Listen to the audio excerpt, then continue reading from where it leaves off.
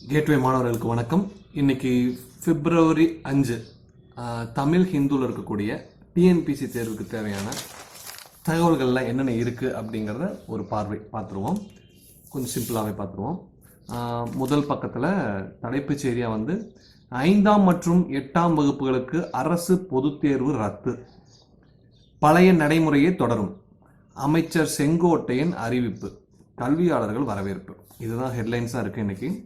So இதில் நமக்கு தேவையான தகவல் எது அப்படின்னு பார்த்தீங்கன்னா, பள்ளி கல்வித்துறை அமைச்சர் கே.ஏ. செங்கோட்டையன். ஸோ பள்ளி கல்வித்துறை அமைச்சர் கே.ஏ. செங்கோட்டையன் அப்படிங்கிறது ஒரு தகவல் நமக்கு தேவையானது.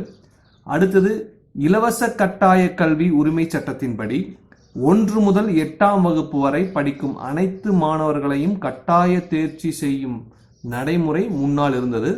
அது புதிய கல்விக் கொள்கைக்காக 5 மற்றும் 8ஆம் வகுப்புகளுக்கு பொது தேர்வுன்னு சொல்லியிருந்தாங்க. இப்போ மறுபடியும் அதை ரத்து பண்ணிட்டு 1 to 8 வரைக்கும் அனைத்து மாணவர்களையும் கட்டாய தேர்ச்சி செய்யும் நடைமுறையை பழக்கத்துக்கு கொண்டு வராங்க. அந்த 1 to 8 கட்டாய தேர்ச்சி என்ன சட்டத்தின் கீழ் வருது அப்படின்னா, இலவச கட்டாய கல்வி உரிமை சட்டம். சரிங்களா? இலவச கட்டாய கல்வி உரிமை சட்டத்தின் கீழ் வருது. இது நமக்கு இருக்கக்கூடிய ஒரு பாயிண்ட் நம்பர் 1. இதில் இன்னொரு பாயிண்ட் ஆஃப்கோர்ஸ் நான் சொல்லிட்டேன், பள்ளி கல்வித்துறை அமைச்சர் கே.ஏ. செங்கோட்டையன் அவர்கள். ஸோ 2 தகவல் நமக்கு இந்த ஒரு நியூஸ்ல இருந்து கிடைச்சிருக்கு.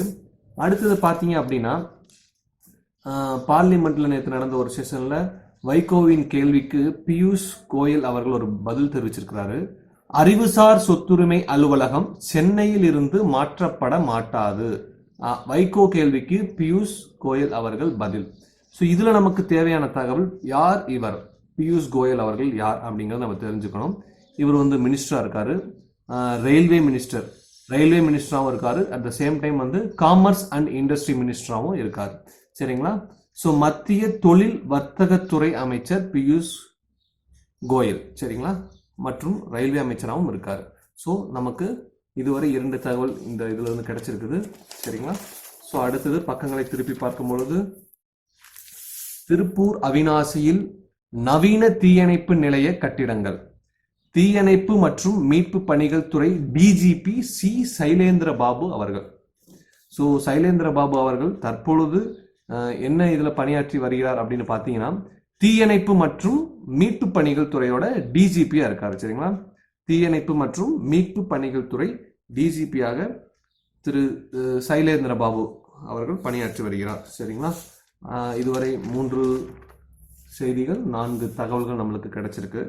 சரிங்களா? அதை தொடர்ந்து பார்த்துக்கிட்டே வரும்பொழுது நமக்கு தேவையான நியூஸ் அப்படின்னு பார்க்கும்பொழுது இருக்கு. பால் உற்பத்தியை அதிகரிக்க முதல்வர் அறிவுறுத்தல், அமைச்சர் ராஜேந்திர பாலாஜியுடன் ஆலோசனை. இங்க பால்வளத்துறை அமைச்சர் யார் அப்படிங்கிற கேள்விக்கு நம்ம பதிலாக ராஜேந்திர பாலாஜி அவர்கள் வருகிறார். ஸோ பால்வளத்துறை அமைச்சர் ராஜேந்திர பாலாஜியுடன் முதல்வர் பழனிசாமி நேற்று ஆலோசனை நடத்தினார். ஸோ தமிழ்நாட்டோட பால்வளத்துறை அமைச்சர் யாருன்னு கேட்டீங்கன்னா ராஜேந்திர பாலாஜி அவர்கள். காதல் இந்த மாதிரி தொடர்ந்து போட்டுக்கிட்டே வாங்க. கரண்ட் அஃபேர்ஸ் அப்படிங்கிற ஒரு விஷயம் ஒண்ணுமே இல்லாமல் போயிடும். வருஷ கடைசியில் மாச கடைசியில் ஒரு புக் எடுத்து வச்சுக்கிட்டு மொத்தமாக படிச்சுக்கிட்டு அது ஒரு சப்ஜெக்டை மைண்டில் வச்சுக்கிட்டுலாம் இருக்கக்கூடாது. சரிங்களா? இது ஒரு நாலேஜ் பேஸ்டாக தான் நமக்கு இருக்கணும். அதுக்காக தான் இந்த பகுதியே இருக்கிறதே. சரிங்களா? அடுத்தது ஒரு முக்கியமான செய்தியாக, பணவீக்க உயர்வு, தேக்க நிலை பொருளாதார சூழலில் ரிசர்வ் வங்கி நிதி கொள்கை கூட்டம் ஆரம்பம். சரிங்களா? ஸோ ரிசர்வ் வங்கியோட நிதி கொள்கை கூட்டம், அதாவது மானிட்டரி பாலிசி கமிட்டி நேற்று ஸ்டார்ட் பண்ணியிருக்காங்க. ஸோ யூஸ்வலாக இந்த கமிட்டி, மானிட்டரி பாலிசி கமிட்டி, ஆர்பிஐயோட monetary policy committee every 2 months once assemble ஆவாங்க. ஸோ வருஷத்துக்கு பார்த்தீங்க அப்படின்னா 6 முறை இவங்க கூடி ஒரு சில விஷயங்களை பற்றி விவாதிப்பாங்க, டிஸ்கஷன்லாம் நடக்கும். பணவீக்க உயர்வு, தேக்க நிலை பொருளாதார சூழலில் ரிசர்வ் வங்கி நிதி கொள்கை கூட்டம் ஆரம்பம். ஸோ இதில் இருக்கக்கூடிய முக்கியமான கொஸ்டின் மானிட்டரி பாலிசி கமிட்டி வருடத்திற்கு 6 முறை சந்திப்பாங்க அப்படிங்கிறது மிகவும் முக்கியமான தகவல். சரிங்களா? இது தகவல் நியூஸ் நம்மளுக்கு 5 தகவலாக பார்த்தீங்கன்னா 6 ஆச்சு. ஸோ 6th நியூஸாக நமக்கு என்ன இருக்கு அப்படின்னா, தஞ்சை பெரிய கோயில் இன்று குடமுழுக்கு விழா.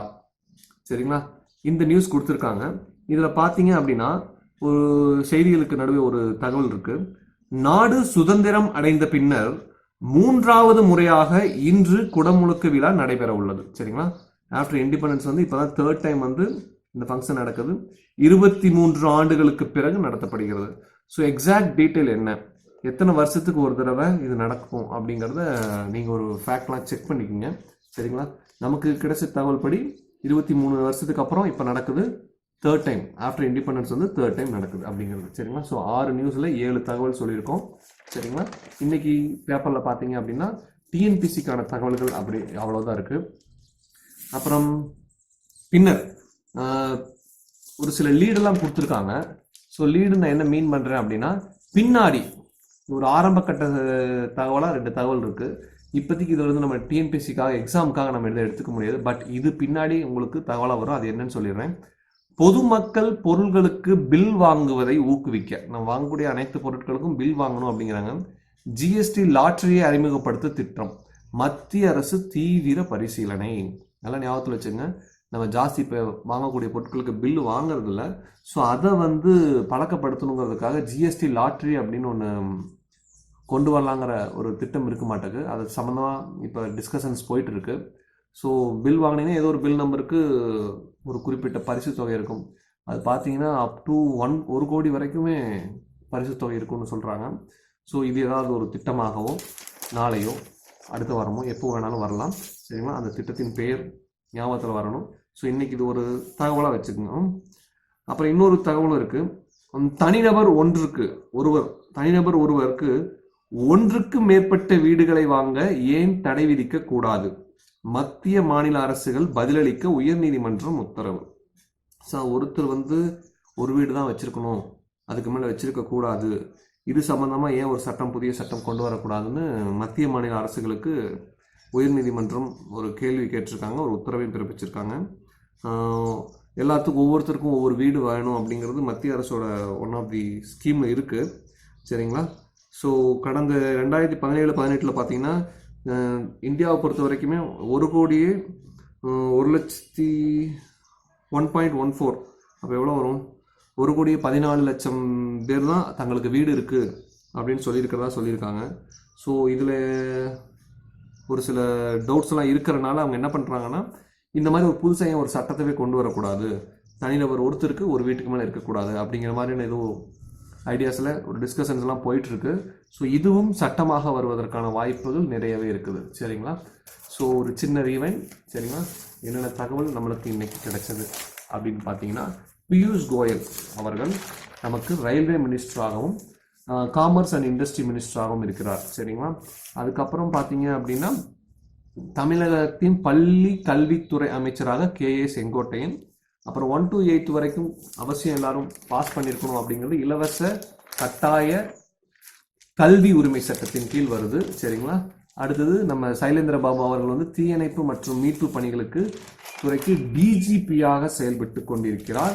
நல்லா காதில் போட்டுக்குங்க, ஆட்டோமேட்டிக்காக மைண்டில் கொஞ்ச நாள் டெய்லி போடும்போது போயிடும்.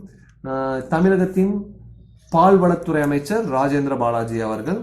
அடுத்ததாக நமக்கு இருந்த தகவல், ரிசர்வ் பேங்க் அந்த மானிட்டரி பாலிசி கமிட்டி வந்து எவ்ரி 2 months வந்து அசம்பிள் ஆவாங்க. ஸோ இயர்லி 6 times அசம்பிள் ஆவாங்க. அதுக்கப்புறம் தஞ்சை பெரிய கோயிலோட குடமுழுக்கு வந்து 23 ஆண்டுகளுக்கு பிறகு இன்னைக்கு நடக்குது. சுதந்திரத்துக்கு பிறகு பார்த்தீங்கன்னா 3வது முறையாக நடக்குது. மீண்டும் நாளை சந்திப்போம். நன்றி.